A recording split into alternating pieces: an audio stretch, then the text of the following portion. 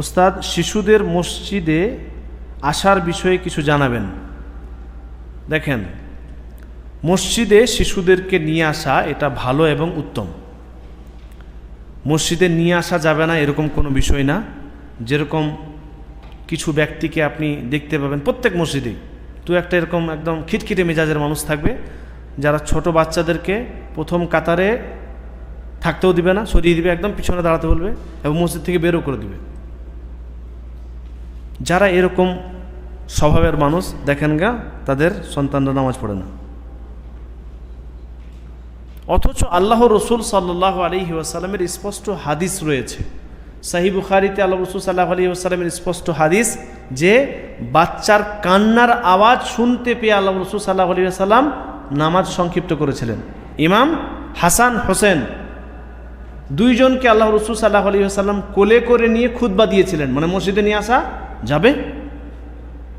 আরেকটা হাদিস শুনুন, আল্লাহ রসুল সাল্লাল্লাহু আলাইহি ওয়াসাল্লামের নাতনি উমামা বিনতে জাইনাব,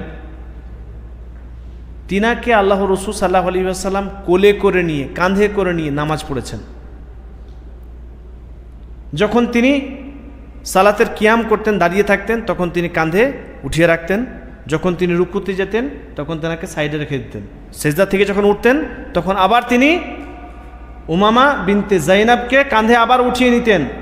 আর আপনি আমি বলি যে মসজিদে ছোট বাচ্চাদেরকে নিয়ে যাব না, ছোট বাচ্চাদেরকে নিয়ে যাওয়া যাবে না, অথচ আল্লাহ রসুল সাল্লাল্লাহু আলাইহি ওয়াসাল্লাম কোলে করে নামাজ পড়াচ্ছেন, কোলে করে খুতবা দিচ্ছেন, বাচ্চার কান্নার আওয়াজ শুনে নামাজ সংক্ষিপ্ত করে দিয়েছেন। আর আপনি ছোট বাচ্চাদেরকে নামাজে নিয়ে আসতে চান না, মসজিদে নিয়ে আসতে চান না। এখন যদি মসজিদে এই ছোট বাচ্চাদেরকে না নিয়ে আসেন, আগামী প্রজন্ম নামাজি থাকবে না। এমনিতে তো মসজিদগুলো খালি, ফজরে তো 4জন 5জন, ওই কয়েকজন বৃদ্ধ ব্যক্তি।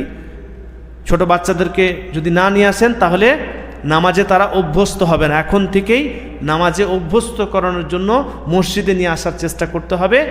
যদি কোনো এরকম বাচ্চা থাকে যে অনিয়ন্ত্রিত, খুব ডিস্টার্ব করে, খুব চিৎকার করে, তাহলে তার বিষয়টা আলাদা। কিন্তু সব সন্তান তো এরকম না, সব শিশু তো এরকম না যে খুবই ডিস্টার্ব করে। খুব কম পাবেন, 2-4টা হয়তো পাবেন, বাকি তো পাবেন না। তাহলে পাড়াতে একটা গ্রামে যদি 50টা ছোট বাচ্চা থাকে যারা মসজিদে আসার মতো বয়স হয়ে গেছে, তো তাদের মধ্যে আপনি 3-4জন 5জনকে পাবেন যে খুব ডিস্টার্ব করে। তো তাদেরকে বাদ দিয়ে বাকিগুলোকে কেন আপনি মানা করলেন? মসজিদে আসতে দিন তাদেরকে, এখন থেকেই তাদেরকে দেখে দেখে নামাজ শিখতে দিন। তারা দেখে দেখে 70% নামাজ পড়া এমনিতেই শিখে যাবে। কারণ ছোট বাচ্চা দেখে দেখে যতটা শিখে ততটা কিন্তু তাদেরকে বলে শেখানো পারা যায় না। বলে আপনি তাদেরকে শেখাতে পারবেন না যতটা তারা দেখে দেখে শিখে। শিশুদের স্বভাবই হচ্ছে এরকম, শিশুদের স্বভাবই হচ্ছে এরকম যে আপনাকে দেখে দেখে শিখবে। ওই জন্য দেখবেন ছোট বাচ্চা যখন বাড়িতে তার মা নামাজ পড়ে, মুসাল্লা বিছিয়ে নামাজ পড়লো, ছোট বাচ্চা দেখবেন তার পাশে এসে ওই যে একদম মায়ের মতো করে সেজদা রুকু দিতে শুরু করে, ওরকম করে সে শিখতে শুরু করে। তো নামাজে ছোট বাচ্চাদেরকে নিয়ে আসুন, মসজিদে নিয়ে আসুন। যদি খুব ডিস্টার্ব করে, খুবই চিৎকার করে, এরকম যদি হয় তাহলে তাকে বোঝানোর সম্ভব হলে বুঝান।